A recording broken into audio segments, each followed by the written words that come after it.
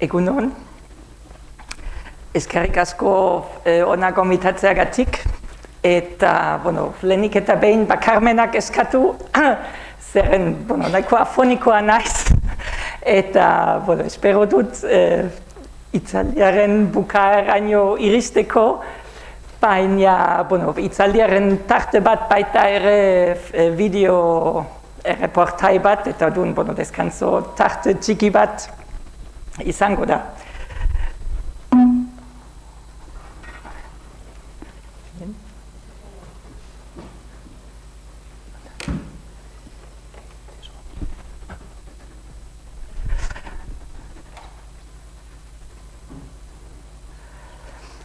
Esateko, ni Banaiz Pagara elkartetik nator.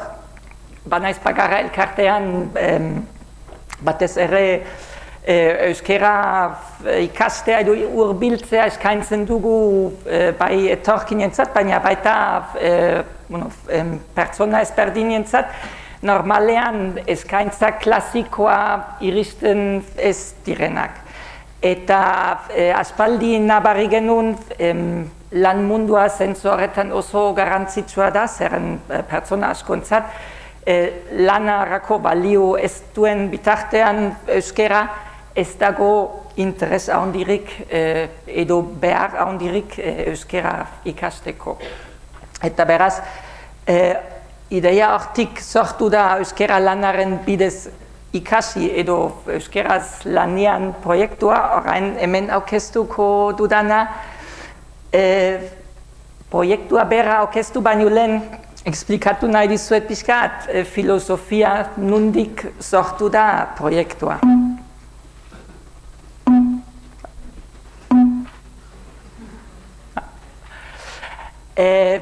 Hor ikusten duzue pertsona erdaldunentzat eta euskera ez dakitenentzat gure gizartean batez ere bi mezu zabaltzen da. Bat da ikasi euskera, beraz nahiko akademikoa, eta bestea emozionala, maite euskera edo maitatu euskera. Baina gutxi dira zuzenean lanarekin zer ikusirik daukatenak, zeren normalean mezua dijoa ikasi euskera eta gero lan munduan aukera gehiago izango duzu. Eta gure kasuan, probatu nahi genuen pertsonak lanaren bitartez edo lanian zuzenean motibatzea edo sarrera emateko edo aukera emateko lanian euskeraz erabiltzea zero mailatik.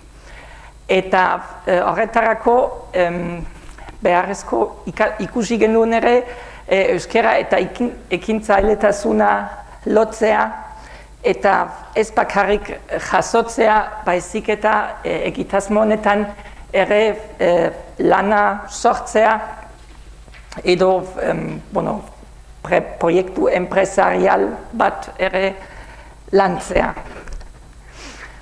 Beraz, hau da lana euskeraz proiektua. Proiektuan sortu genuen lantalde bat, lantalde hori 8 pertsona osatu zuten, eta lantalde hori jaso zuen formazio bat oso zuzen egin behar zuten lanarekin lotuta, eta hau da salmenta lana merkatutan eta ferietan. Eta 3 arlo izan zituen bat zan formazioa bai lan gaitasunetan, bai hizkuntzan, gero zerbitzua euskeraz kasu horretan salmenta eta bezeroekiko komunikazioa euskeraz egin alizatea lortzea, eta bestea zen lan hizkuntza, lan talden arteko hizkuntza, bai furgoneta hartu, bai kajak deskargatu eta bai lan eguna antolatu, ere alik eta neurri handienean euskeraz izatea.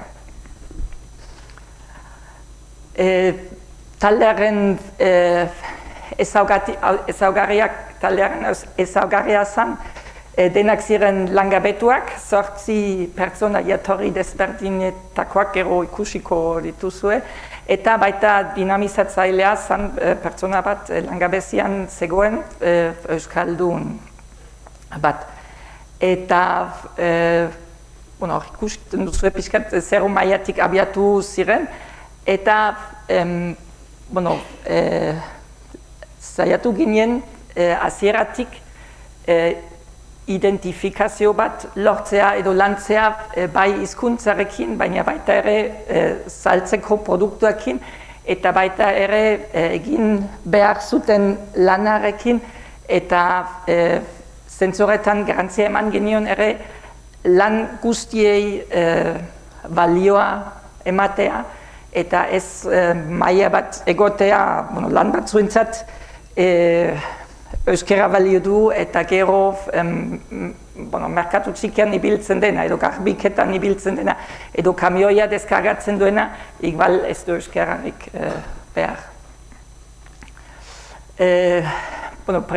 Proiektua bai proiektu empresarial izan da modu batean, saldu genitun produktuak ziren euskalgintzan nahiko ezagunak diren katxiporretako produktuak, gero kontseiluko euskeraz bizi nahi dut kamisetak, gero hainbat enpresa komunikabideak daukaten merchandising edo gehiagozko produktuak, eta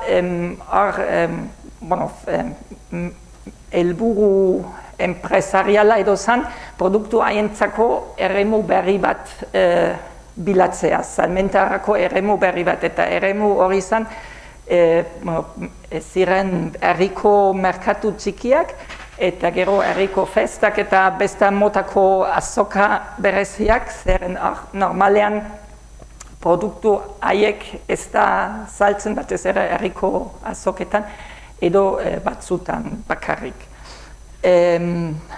Hornitzailekin hasieratik elkarlan oso aberatsa egin genuen, hornitzaile guztiak enpresa horiek ere proiektu horren alde izan ziren, eta elkarlan handia izan zen hornitzaile eta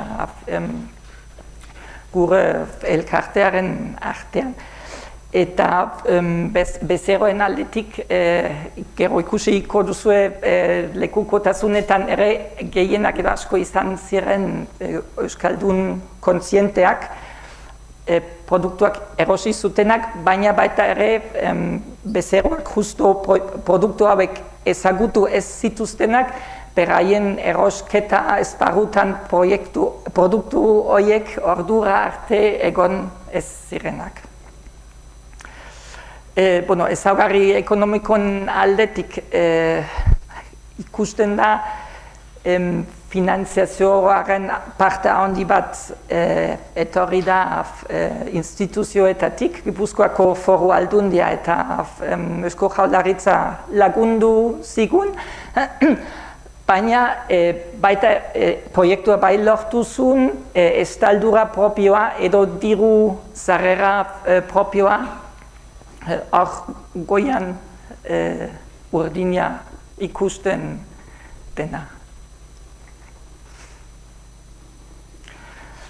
Beraz, orain aukera daukagu bideo hori ikusteko, bideo horrek jasotzen ditu parte hartzaileen testigantza, eta besterik gabe piztuko dugu.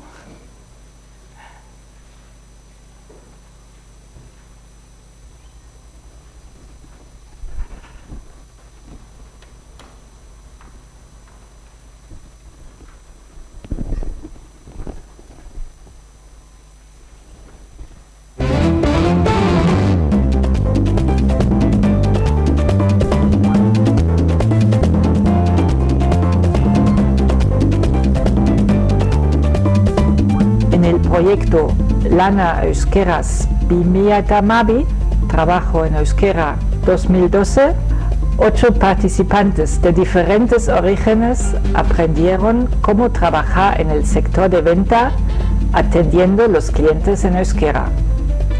Durante un mes recibieron una formación básica en lengua y técnicas y el siguiente mes recorrían los pueblos de Guipúzcoa con una mesa de venta que pusieron en mercados, ferias y fiestas. Aquí su experiencia. El proyecto es muy bueno, muy bonito. Me ayuda también al fortalecimiento de lo que yo considero muy importante al día de hoy, que es la interculturalidad. El conocer otras personas de otros países que en tiempo atrás tal vez veía muy remoto, pero con programas así pues logramos ese acercamiento y ese intercambio también de saberes, de costumbres, de ideologías. Estoy muy contenta de haber tenido esta experiencia, de estar con este grupo de gente de otros países que son extraordinarios, muy majos. He estado en las ferias vendiendo, bueno, y muy a gusto. Se ha pasado unos días muy bonitos con los alumnos. Mi experiencia ha sido muy buena. Me he conocido a 8 personas, bueno, 9, con Amaya y Andoni y mis 8 compañeros, muy buena. Mi experiencia en el curso ha sido muy enriquecedora para mi vocabulario en euskera. También culturalmente he conocido mucha gente con varias culturas y también he aprendido a vender y a relacionarme con la gente euskalduna. La experiencia que he tenido en el proyecto de Lana Euskera ha sido muy positiva. La verdad que a mí personalmente sí me ha costado un poco porque no sé mucho del idioma y considero yo que es un poco difícil, pero bueno, poco a poco cuando uno quiere conseguir un objetivo pues lo logra conseguir. La mejor experiencia a lo largo del proyecto es que conocí a los alumnos, unos extranjeros y unos de aquí, y son muy majos. Ha sido un grupo muy bueno, nos hemos llevado muy bien y bueno, a mí me ha servido pues para tener una base de euskera y poder empezar a hablar con mi mujer y con amigos y mis hijos. Antes pues igual no me atrevía pues porque no sabía nada, ¿no? O muy poco, y ahora pues bueno, tengo una base en verbos y un poco para poder hablar. Mi experiencia con el euskera empezó por mis hijos, que ellos hablan y pues se quedaban dormidos y me hablaban en euskera y no sabía qué me pedían. Entonces pues dije, hay que aprenderlo y estamos haciendo el esfuerzo, todavía no lo hemos aprendido bien, pero bueno.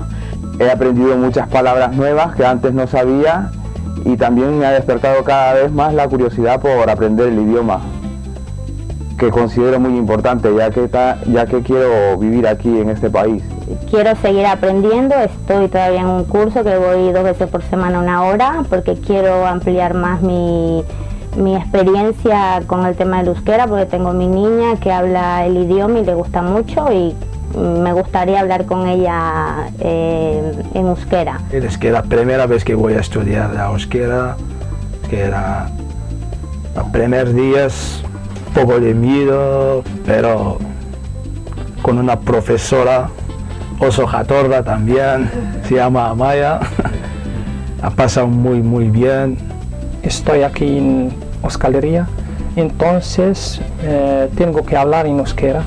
Este curso me ha servido en euskera para aprender palabras nuevas y sobre todo para perder la vergüenza. Yo creo que es un punto muy importante en el momento de aprender una lengua nueva. Es tirarse al mar y nadar aunque no sepas. Es algo parecido. Mientras no perdamos la vergüenza, pues si no nos escuchan, no nos corrigen.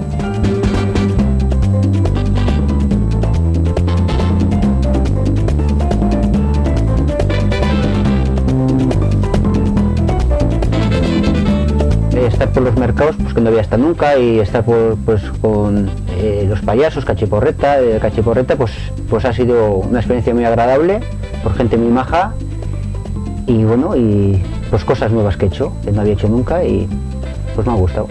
Y salir a los mercadillos, bueno, ha sido algo totalmente nuevo, porque no pensé nunca que me iba a animar y que estaba un poco reacia a eso, a ese cambio, pero bien, me gustó mucho conocer lugares, porque hemos ido a varios lugares, y entonces conocer muchos sitios que no había ido. Y he vivido la fiesta euskalduna desde adentro, y eso ha sido muy bonito. El hecho también de vender en los pueblos, algo que nunca pensé que haría, pues mire, lo he hecho y me ha gustado.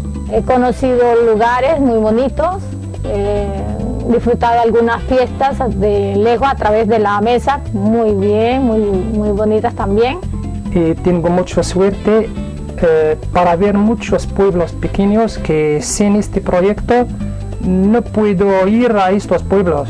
No, nunca he estado en un mercadillo así vendiendo en las ferias, pero me ha gustado mucho. Eso sí, al menos yo he pasado frío, pero bueno, ha sido muy positivo todo. He conocido a unas personas que son muy amables, de trato muy cordial, y eso me ha gustado mucho. En los mercados se ha pasado muy bien, he aprendido muchas cosas, los números, eso es muy importante, cómo vender las cosas también, y cómo habla con la gente también habla muy despacio con nosotros. Lo que pasa en el proyecto, en la mesa y el cartel, y antes de llegar la gente, los euskaldunes leen el cartel. Entonces ellos empiezan con nosotros a hablar en euskera. Saben que estamos practicando el euskera, y se nota de nuestras caras que somos inmigrantes, no somos euskaldunes. Estoy casada con un euskaldún. Mi suegro es medio sordo, entonces toca hablarle en euskera, porque si le hablo en mi castellano no me va a entender. Entonces esto me ha servido mucho para fortalecer esa parte. Con mis hijos hablan en euskera, mi marido y yo poquito, pero procuro pues hablar lo poco que sé en euskera, y en las tiendas cuando voy pues también me compro en euskera y los cambios. De verdad es que cada vez se nota que estamos mejorando la idioma. Me gustaría así trabajar en euskera porque sería una forma de aprenderlo como obligación ya, no sería ocasional. Esperaría encontrar un trabajo pues en euskera, pues que hablaría en euskera, pues bueno, pues para practicar, aparte de estar trabajando, pues practicarlo, y pues si se hablaría pues en euskera todo mejor, porque así se aprendería pues más fácil y antes. Yo ya me voy a jubilar, pero no me importaría trabajar gratis para seguir aprendiendo euskera. Me gustaría trabajar en algún puesto, pues puesto que aprendería mejor, ¿me entiendes? Aprendería mejor y me relacionaría con más gente autóctona, y eso facilitaría mi aprendizaje. Sí, trabajaría en un puesto que se hable solo en euskera, pero siempre y cuando los compañeros que tuviera entendieran que yo pues me cuesta un poco todavía hablar el idioma, y supieran comprenderme mi situación. Tengo ganas de trabajar aquí con euskera, encima con euskera, para aprender más palabras y más cosas.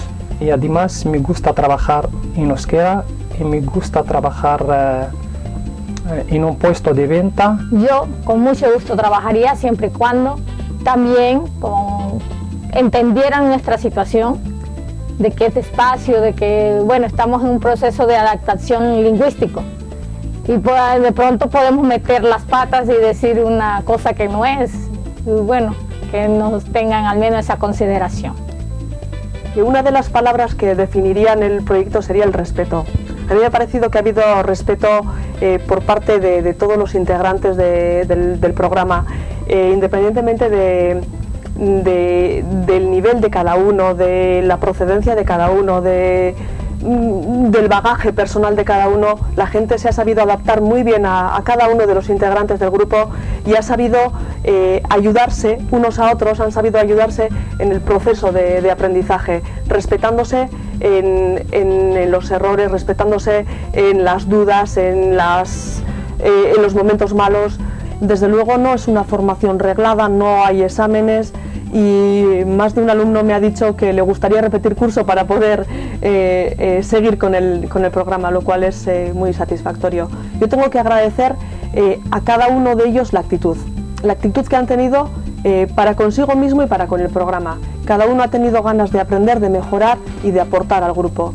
Ojalá este tipo de proyectos tengan respaldo por parte de las instituciones y podamos trabajar pues haciendo que las personas que vienen de fuera se sientan más cómodas y más a gusto en nuestro pueblo. Es que ricasco. Pues seguiré aprendiendo euskera, porque es una cosa que me gusta mucho, aparte de que llevo muchos años aquí, pues estoy súper a gusto. Y me he sentido muy integrado y también muy querido. Agradecerles por la oportunidad que nos dan a las personas que queremos aprender y que espero que el proyecto avance, que siga más adelante con más personas que realmente quieren aprender el idioma de corazón. Muchas gracias. Esperando a ver a qué viene en el futuro, puede hacer que el programa siga cogiendo auge, siga siendo apoyado por las diferentes instituciones. Se le agradece enormemente a las personas involucradas, a Petra, a Andoni, a la profesora, a Pirrich Roche, a todas las personas involucradas para que esto pueda seguir adelante. Muchísimas gracias.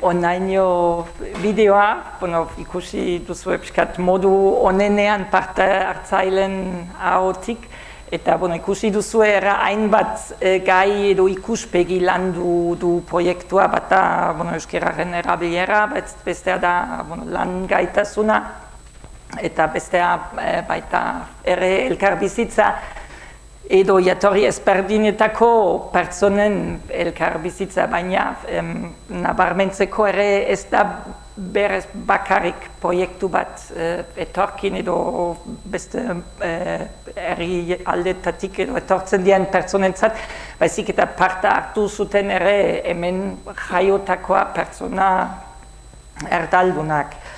Esateko, balantze egiteko berez valorazioa orokorra oso positiboa da guretzat, oso esperientzia interesgarri eta batez bide berriak jo dituena izan zen,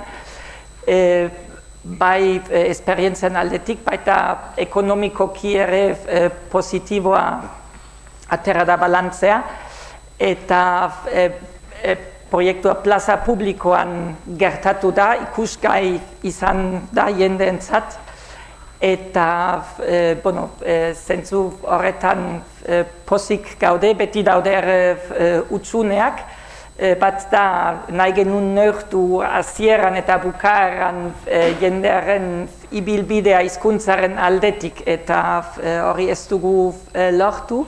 Gero ikusi dugu proiektuaren bukaerarekin ez dugu guk behintzat infrastruktura izan lan eta hizkuntza gaitasun horiekin jendea beste zerbait egiteko edo nunbait sartzeko edo laguntzeko nun aurkitu lana horrekin.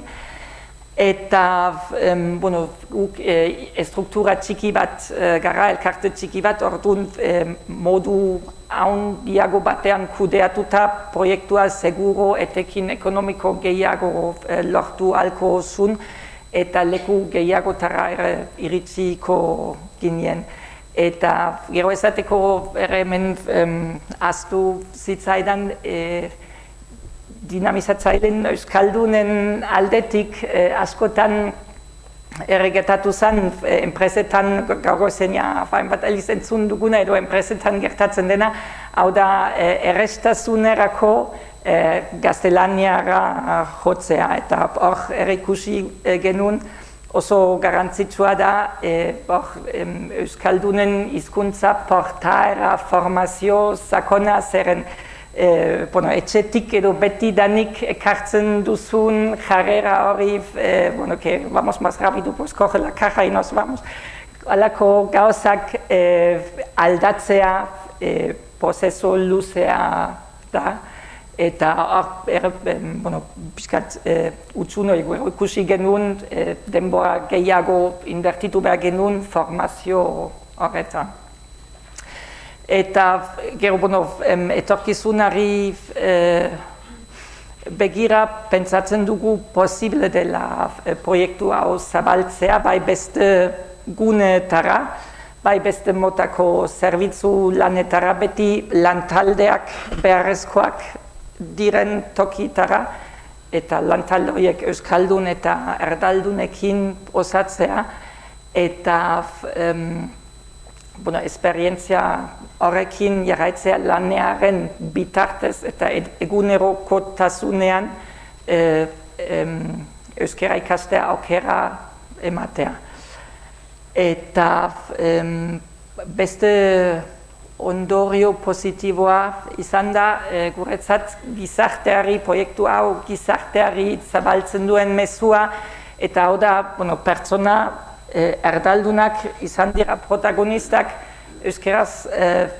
lana euskaraz sortzeko orduan eta askotan pertzepzioa alderantziz da lanpostu horietarako euskara ikasi behar da edo euskara jakin behar da, nik ez dakit euskaraz orduan nik hor baztertuta geratzen naiz edo kanpoan geratzen naiz eta zentzu horretan izan da alderantzizko bidea. Erdalduna naiz, baina euskaraz lan egin nahi dut eta orduan nik lan horren sortze prozesuan edo parte hartzen dut. Oida, eskat idea ere, naiz eta proiektu txiki izan gizarteari zabaltzeko mezua baitauka. Eta zentzu horretan eskerrik asko. Ezateko ere bideo hori ekoiztu algenuen hirien lagunak elkartasun taldearen esker orduan oier eskerrak ematea eta besterik gabe eskerrik asko zuei.